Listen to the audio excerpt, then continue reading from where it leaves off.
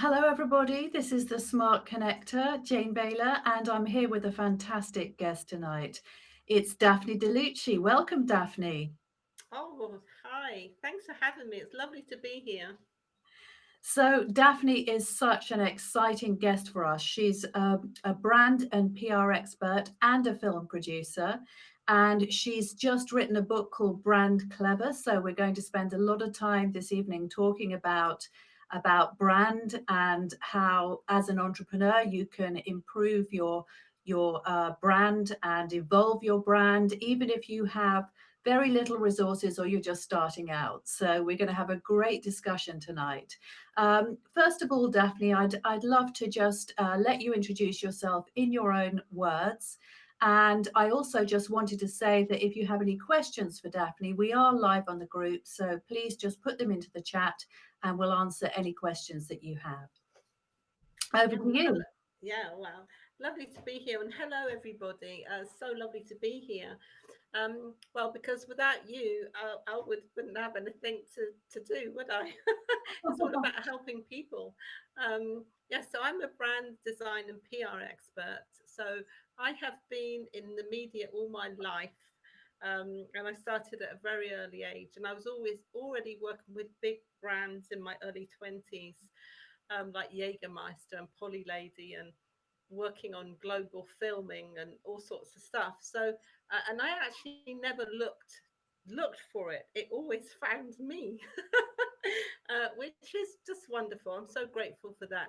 Anyway, this evening, I really welcome any questions you might have about branding, design, business strategy, or film in any way.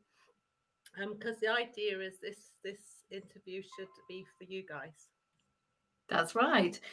So, Daphne, you've got some very exciting projects that you're working on at the moment. Would you like to tell our viewers and listeners about them, first of all? Well, the main one, the star of the show at the minute, has to go out to the legend, or about the legend Stephen Gillen. And he's an author. He's written the book Monkey Puzzle Tree. Now, when we first started getting this book together, and Stephen actually is my life partner as well as my business partner. But I've done, I do the branding and I do a lot of work behind Stephen, and a lot of design. Now, the thing is, design is a huge topic, but I've been a global international commercial designer for, gosh, 28 years now. So Mhm. designing and brand at that level, you look at things in a different way. So I was able to really design a beautiful book cover for Stephen and all the things he needed, logos and whatever.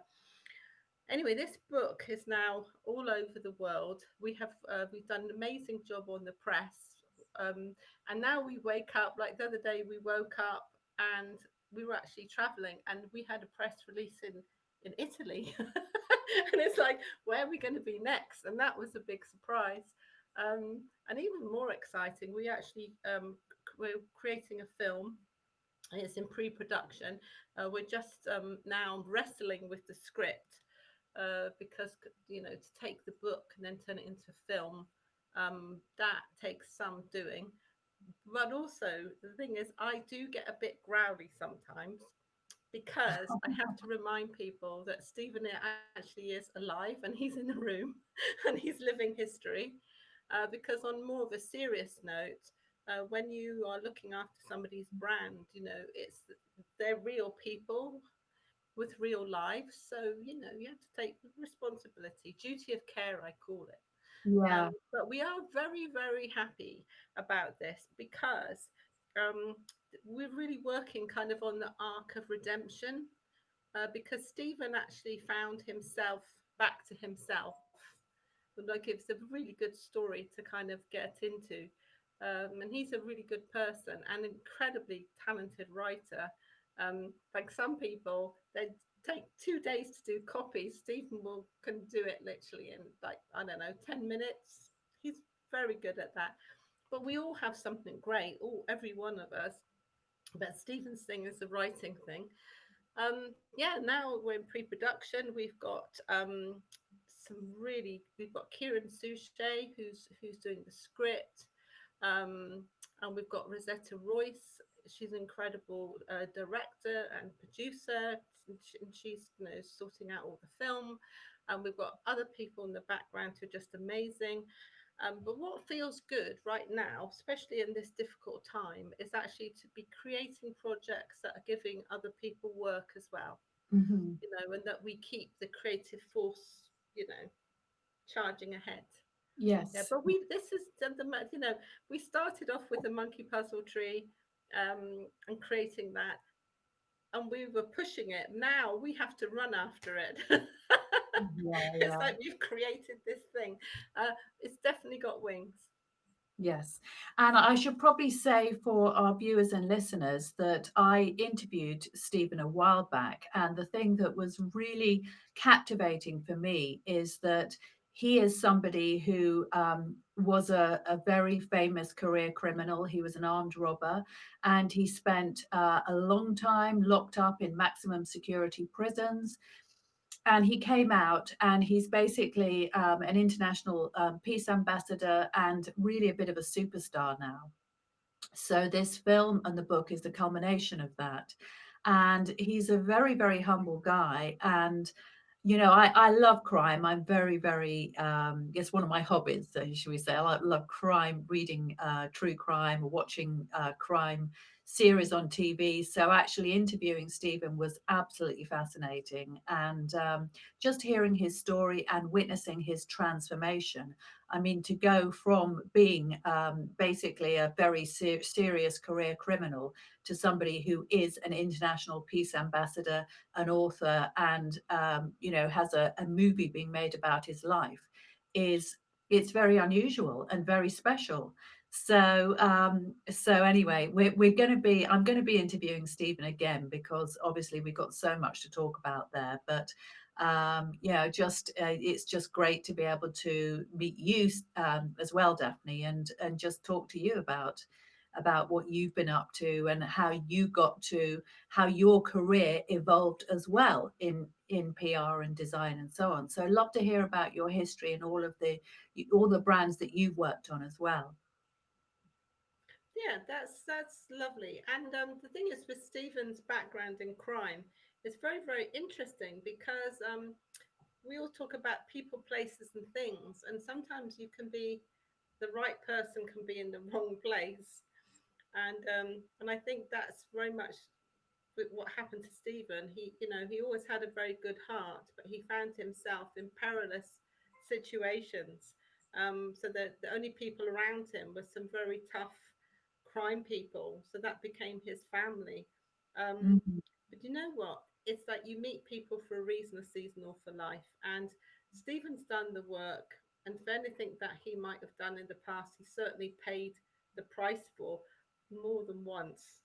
Mhm. His story is incredibly tough, but it's about not where you've been; it's where you're going.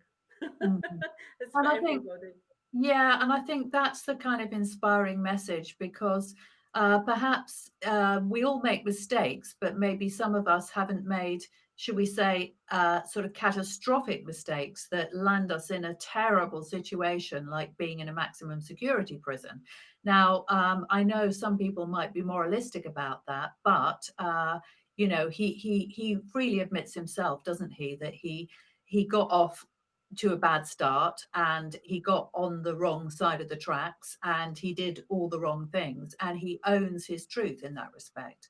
And as you said, he's paid the price. But I think the interesting thing, and I think this is the thing that inspires people, is that he hasn't just bounced back, but I mean he's bounced back in quite an incredible way. And I, for one, am really, really looking forward to that movie when it comes out. Oh yeah, it's going to be very, very good. Yeah.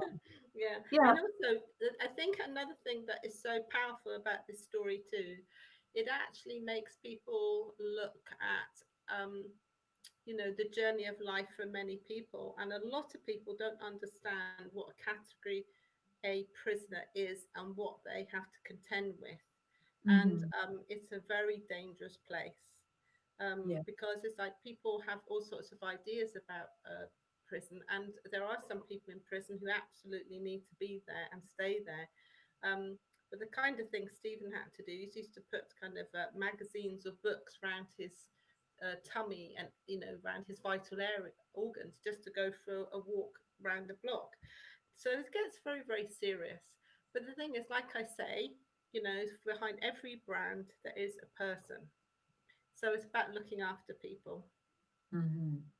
Indeed, indeed. So let's just talk for a moment about PR, Daphne, because that is your speciality. We were having a chat before the podcast started, and obviously that's my world and my background as well. I mean, I ran an international design agency myself for quite some time, and I worked for global advertising agencies, and I've seen the true value of PR. Um, so, in terms of actually getting your brand out there and getting into magazines, on TV, obviously, Stephen's attracted, uh, a lot of press for his story.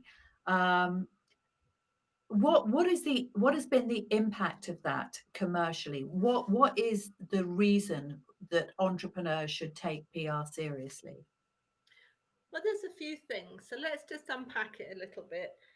The thing is, before anybody kind of goes out to the world on in the newspaper, on the radio, TV, and a magazine, I do believe that it has to be authentic. Well, it's not I believe, I absolutely know this is a Hmm. truth. That you have to do two true stories and you have to be real, you have to be authentic. So that's the first law. Yeah.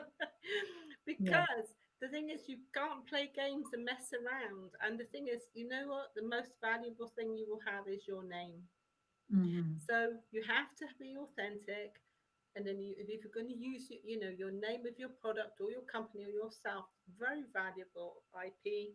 So you have to get that first. Now, when you're authentic, and then the next thing is you have to have a value exchange, and this is Hmm. where I see there's a lot of pain in the media because some people might like a lot of attention, which comes more from ego. So there's Mhm. not an exchange. It's like, oh, look at me, look at me. Well, yes, we can look at you, but then what?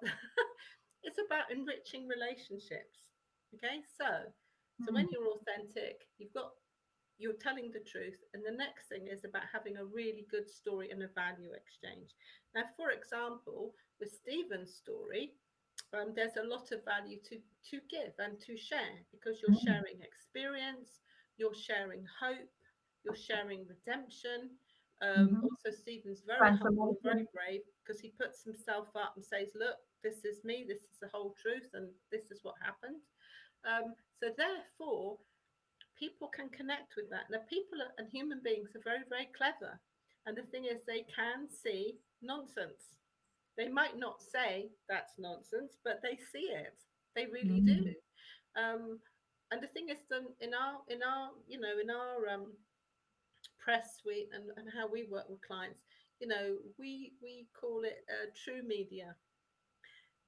Yeah, just true media. It has to be true and authentic, and a value exchange. So, for example, the stuff that we put out is very, very it's very potent because people devour it because it has so Mhm. much value.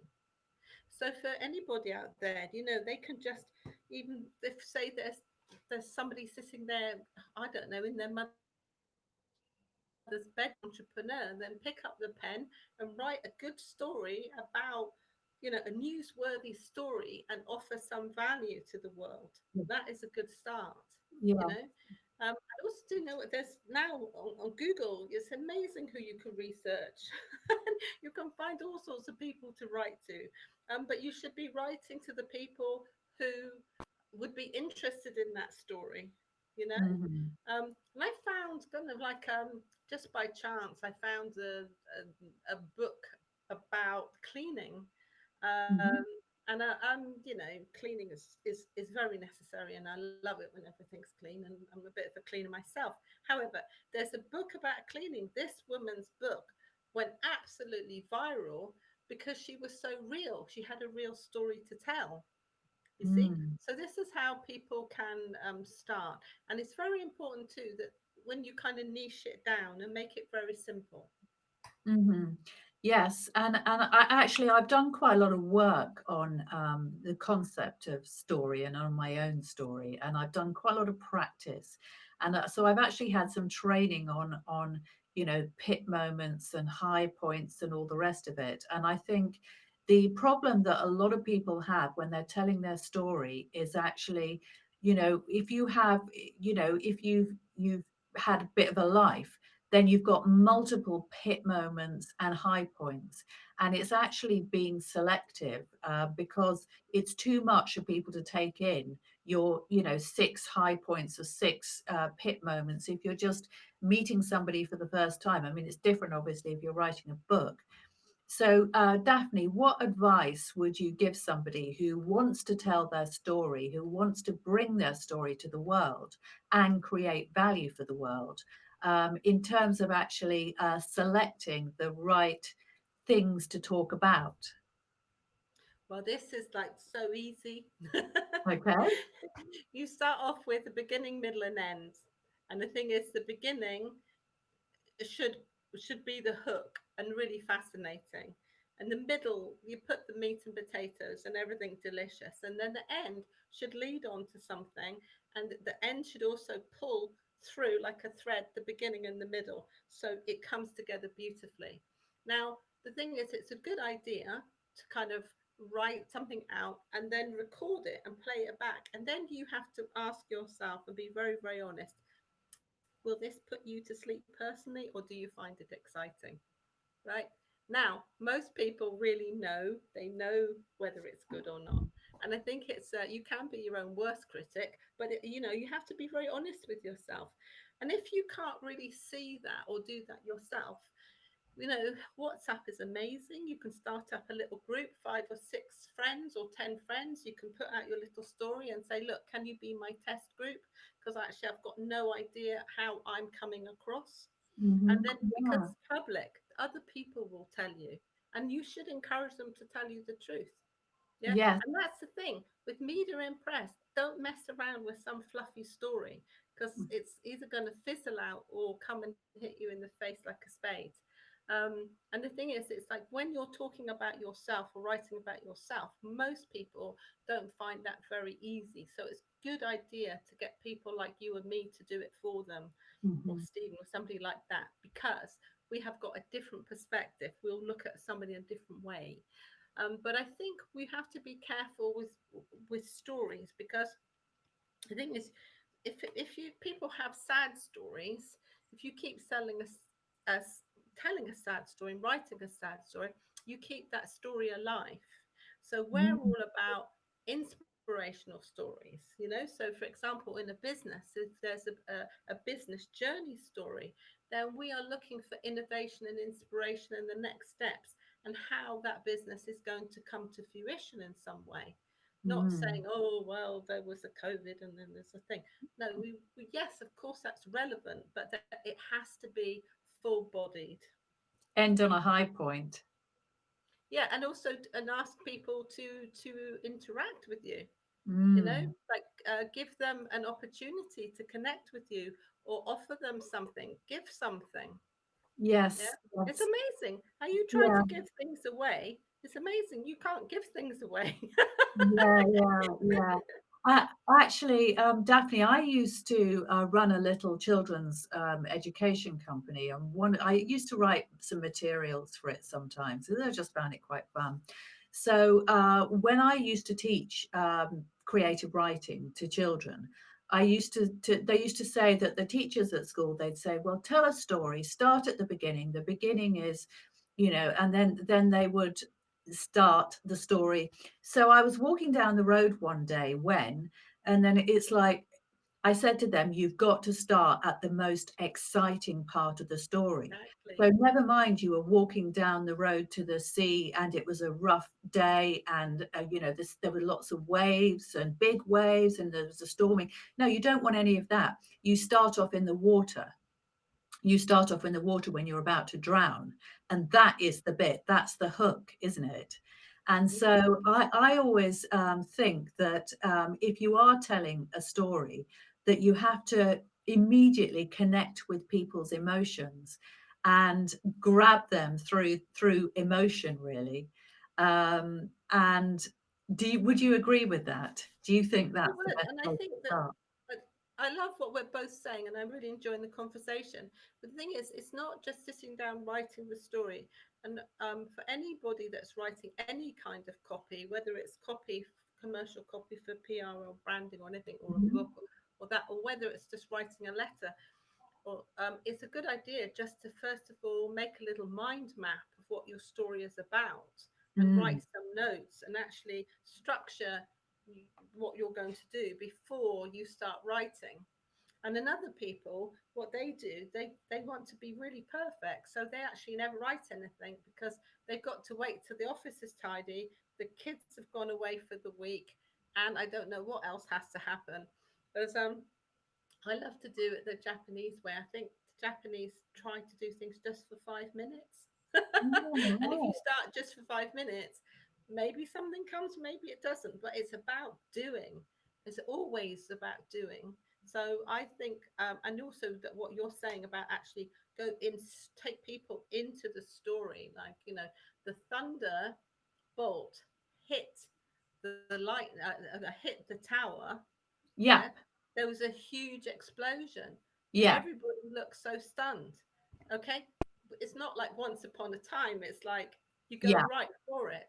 But the thing is, these things, it requires practice sometimes. And I would just encourage everybody to have fun with it. And another thing, we are so flipping lucky these days. We have these mobile phony things, and you can record things. So when Yeah. you're out and about, you can just record and just put some ideas down, and then listen back to your ideas, Mhm. um, and then create. It's all about creating and doing and Yeah. practice. Yes, yes. So I actually went out to LA last year with this guy, Ted. I went and did a little program with this guy called Ted McGrath, and he's actually having a movie made in Hollywood. He lives in Hollywood, but he basically he's an actor. That's his pastime, as well as obviously being a trainer. And so he wrote this one man play called Good Enough, and it's all about his story of being this kind of incredible sort of hotshot broker in New York, and thinking that he was the bee's knees, but at the same time covering up this insecurity from when his parents got divorced, and he spiraled down into addiction and nearly killed himself. And the whole story is there, and he enacts it as a one man play, and this is actually being turned into a movie. And so his training program, a lot of it is about story, and it's about telling your story and about connecting through emotion. And I think so many people are just not aware of the power of that. And since I did that program, I often think about it. In fact, I'm working on something at the moment that is also about connecting through emotion, and it's the most powerful way, isn't it, to have an impact on people and get them to pay attention. Absolutely. And the thing is, if we all kind of connect with ourselves, you'll often have an emotion first before you have a thought. Yeah.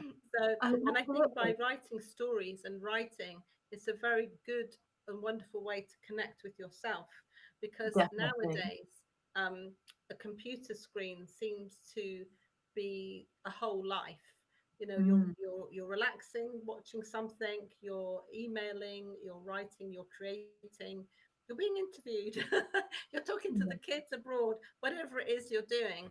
Yeah. And the thing is, what can happen? And then it's just so much more data that we're actually processing through our mind, body, heart, and souls.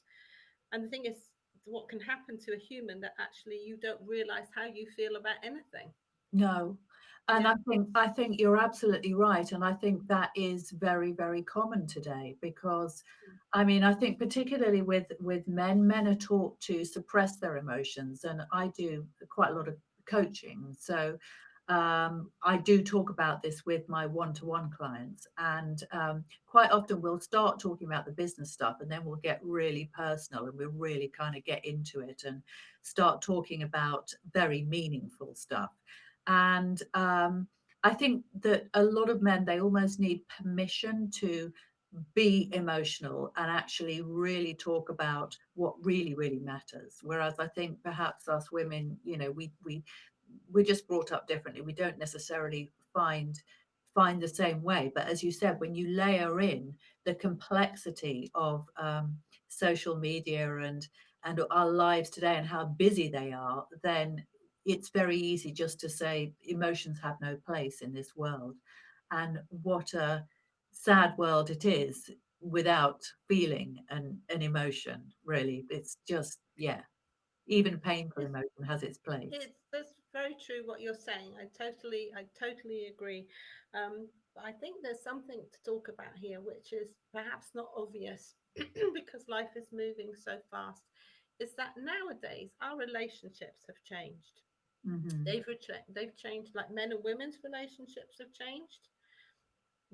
So now it's kind of you can have couples who the woman is very, male energy and the guy quite feminine, and these variants are really confusing people. And the thing is it's very difficult to see where the boundaries are. So actually humans are going in uncharted territory right now with this. So I do know that it's very, very important to kind of check in with your feelings and check in with your emotions. And actually, just writing in a journal away from the computer is a very good idea, because by Mm. doing that, you can figure things out yourself before you go talking to people. Because, Yeah, sometimes when you talk things out, you don't realize how you yeah, feel about something. yeah, And yeah, some that's things right. might be a little bit, I don't know, tender, or you just do it Mm. to yourself. And then Yeah, that's very empowering for men or women. yes, yes. We've got a question come through, Daphne. So, so true about emotions. Many companies sell their products through emotion. What do you think is the best way to evoke emotion? Well, the thing is, oh gosh, emotion is such a lovely thing to work with when selling products, and I also do. It's like oh, there's a fair few things. Well, I'm always using emotion for things, but for example, last year, was it this year? Where are we? Was it this year? I think it was this year. Yeah, it was this year. I did a wonderful film for an artist, and she actually had a film made already. But she said, "Oh, I don't look like me, and I heard that you do stuff." Anyway, she creates lenticulars. Anyway, one of her kind of images was David Bowie.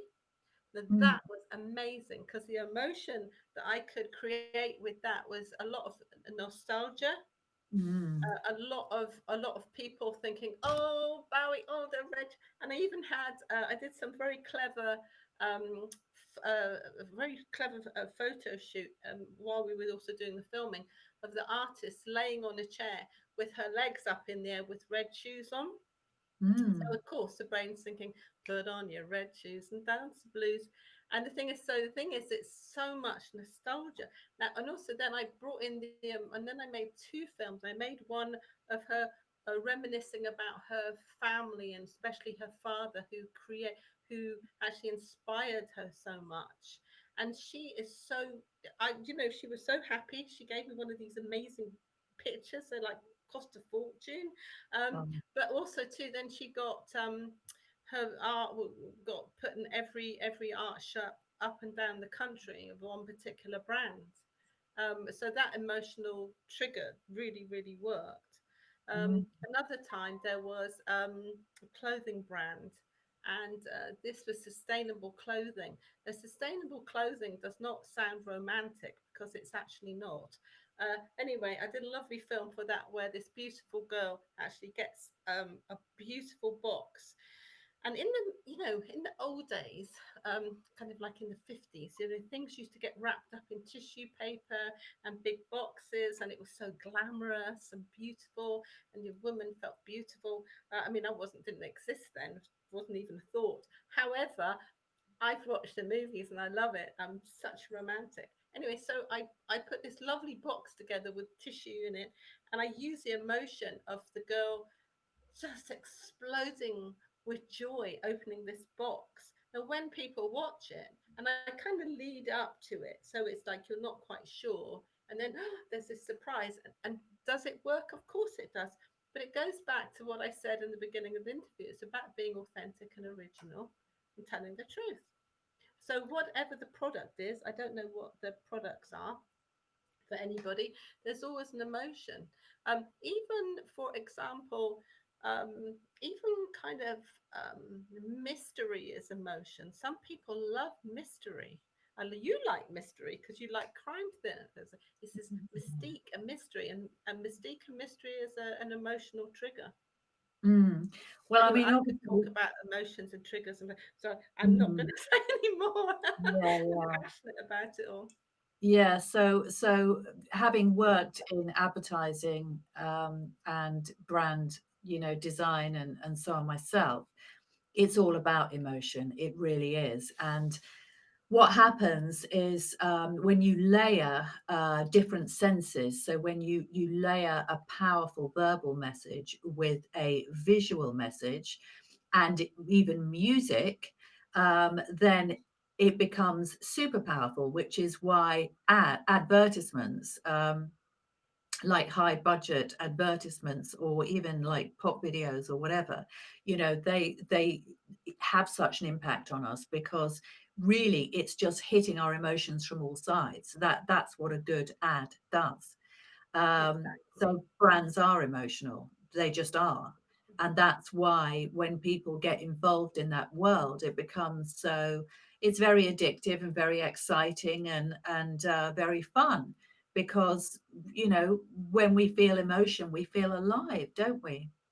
Oh, of course, absolutely. But I think also too, there's something important here, where there's a lot of talk out in the world about branding and PR and media and all this stuff. But it's a very complex world, and so you have to be careful who you choose to work with, because really Mm, you want to be choosing somebody that can see you.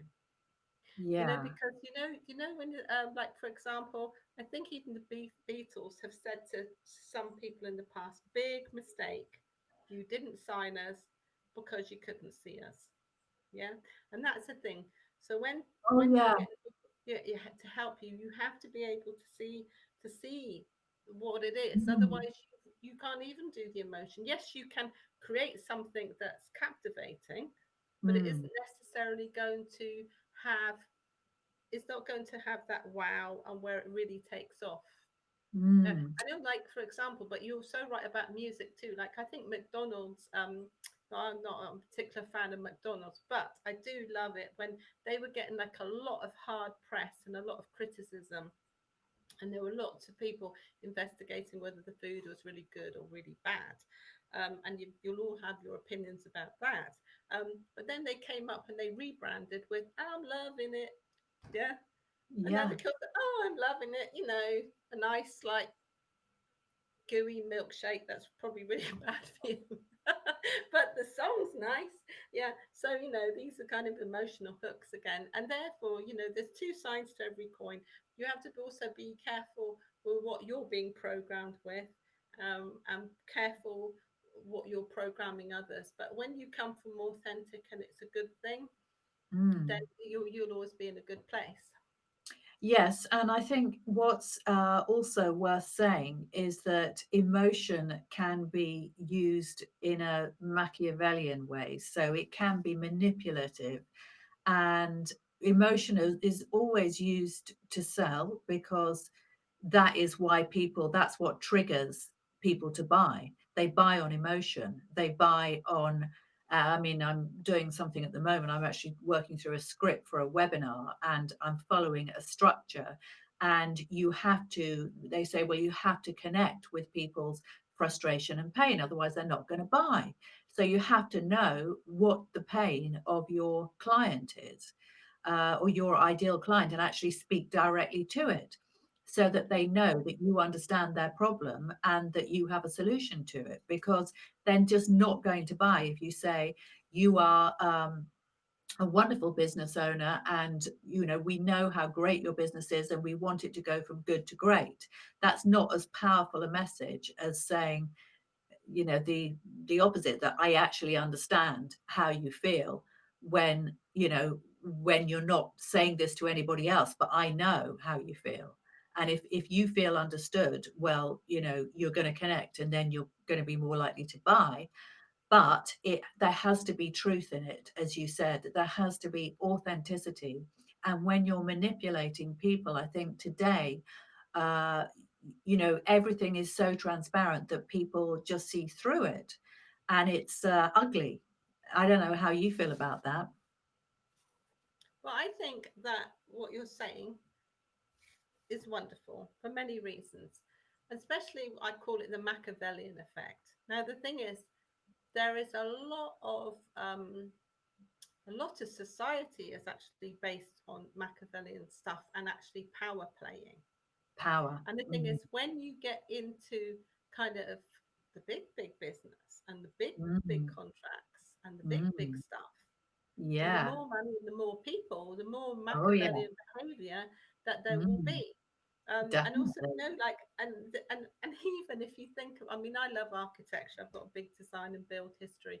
But like, if you think about a cathedral, why is it built so hugely to make you feel like a little ant? You are nothing. You are a Indeed. little ant. You see, that's programming. They didn't make little churches so you'd feel comfortable and at one with it all. So you see, when you actually research and actually use your common sense, is that the more you look, the more you see. Mm, But I think going back, what another thing I love what you said is about people's pain.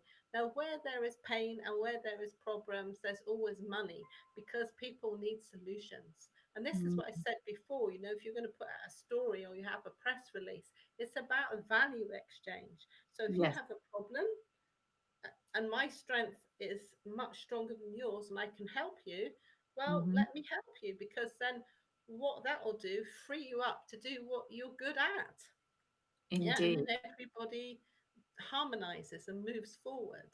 Yes. But this is why I think also to sketching things out and getting kind of, first of all, have a dialogue with your own thoughts and have an honest look. And another thing too, um, I lived a long time in Germany, and over there they don't suffer fools gladly, and they say how it is. They're very, very clear people, Yes. and that's the thing. We shouldn't dodge a problem, or we shouldn't not deal with stuff. If there's like some horrible problem, we need to talk about it and go and get some help. Like, putting our head in the sand isn't going to work. And actually, it feels great. If there's some awful thing where you've got stomach ache and you think, oh my God, and you're all upset, deal with it. And then it's amazing what can happen. Yeah, I mean, I think that it is just everybody has challenges. Whatever their situation in life, they have different challenges at different times.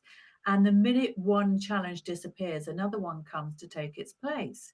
And that's Absolutely. just the human experience. So, really, you can call it a challenge or you can call it a pain. But once we have that challenge in front of us, then we start looking for answers, don't we? And, unless we're just completely sort of in survival mode, we will spend money in order to remove that challenge and get us onto the next level of our growth and development, because that's what we do as humans. Yeah, So, and it's a wise thing to do. I mean, the thing is, it's like if there's if there's kind of like, for example, you're driving and you've got a flat tire, you have to buy a new one. You mm, can't not buy a new one. You have to do it. And then you get mm, it, you think, oh, and then I get four, and then suddenly it's all better. And I think sometimes it's about we can overthink things. mm, And I also would encourage people to invest in themselves and give mm. themselves what they need to succeed. Because I've seen so many wonderful people where they're going. Some people they haven't got there, and other people, they're willing to kind of just put their hand up and say, okay, let's have a bit of coaching, or can you write me a press release, or who do you know? And also too, with money is an interesting thing. There's also value exchanges. You can, maybe you give a service to someone and they can do a swapsies. It's about being resourceful, and we've all had to be resourceful, and we all will always have to be resourceful in some ways. That's life. Yeah, I mean, I heard somebody say recently that one of the biggest problems that most people have.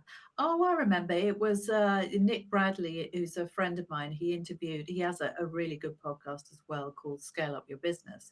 And he was interviewing a guy, and he was a fixer. And he was saying, one of the biggest problems that people have, everybody has, is they don't actually ask for what they want. And I thought that kind of triggered something in me, because I thought, you know what, I think he's right. First of all, we have to admit what we want, what we really, really want, as the Spice Girls would say. And then we have to ask other people for it. And how often do we do that in business? I thought that was No, an that's more than interesting. interesting. That's absolutely vital. It's Mm, vital. But the thing is, you have to connect to self first. And that's why I think it's like, I love, one of my favorite books is The Nine Habits of Successful People by Stephen Covey. One of my favorite books, because he says sharpen the saw, yeah, which means yeah, I love that go book and too. look after yourself. Take some time out. Go Yeah, fishing, go for a walk, get away. Because yeah, the thing is, your mind is can get so full and you don't realize it. And especially, nice people tend to really want to please a lot, and they don't realize they're getting like maybe close to burnout. You got to take a little bit of time, or even yeah. going to sleep. Now, I also like a lot of people that I help. Um, I will suggest they go to bed at 10 o'clock. Then they might not be very popular with people that want them to stay up to 12 or 1, but it makes a huge Me, amount of difference. Yeah, go to really, bed at 10 o'clock for a week. You will see life changing things happen. Um, really. because what happens when we go into a deeper sleep, we get something that's called growth hormone, which repairs everything, and especially Ah, the brain. And with the growth hormone, it also helps to, vitalize and regenerate all the organs. When the organs are working, everything else will work. We've got more energy. We can look so much better. And oh, that's just really? going to sleep. And it's like free. Go to sleep. You can be in bed at 10, go to sleep at 11, and do that for a week. Life will change. Because Oh this my is goodness. I the think I need you in my life, Daphne, because oh, I'm one of those people that, like last night, I was like, I was looking at my phone and it was like, oh, 12:30, and I'm on Facebook, and it's like, no, that is not a good thing to be wow, doing. I'm in your life now, so I can check Oh, up on yeah, you. that's Yeah, right. I think I the know, thing I is, know. where this all comes from with me, like I said, for a long time, I was, I went from brand film, then I went into the design and build. And actually, a lighting designer, a very capable one. So it's about, and Mm, I know a lot about lighting. And the thing is, with humans, what is very bad for us is the blue light on the TVs and the computers. So mm, it really is a good idea to switch that stuff off. yes, And it will have counter light. Or if you're going to watch the telly, you can wear yeah, kind of red or orange sunglasses. But the thing is, our minds can't do what it needs to do, because we're magical human beings. Our bodies will do these things. And why I was so interested in it, or always have been and am, is it's about the healing properties, because I believe that your environment should support and heal you and nurture you, not yeah. Well, exhaust you. I just needed to be told that, because I've got into some quite bad habits over lockdown. And one of them, I mean, I know we're not technically in lockdown anymore, but I mean, obviously, it's life has changed. And one of my habits has been to stay up much later. So I need to be told that. Thank you. Well, I'm inviting you to be a detective and try it out. Don't take my word for it. I'll do it.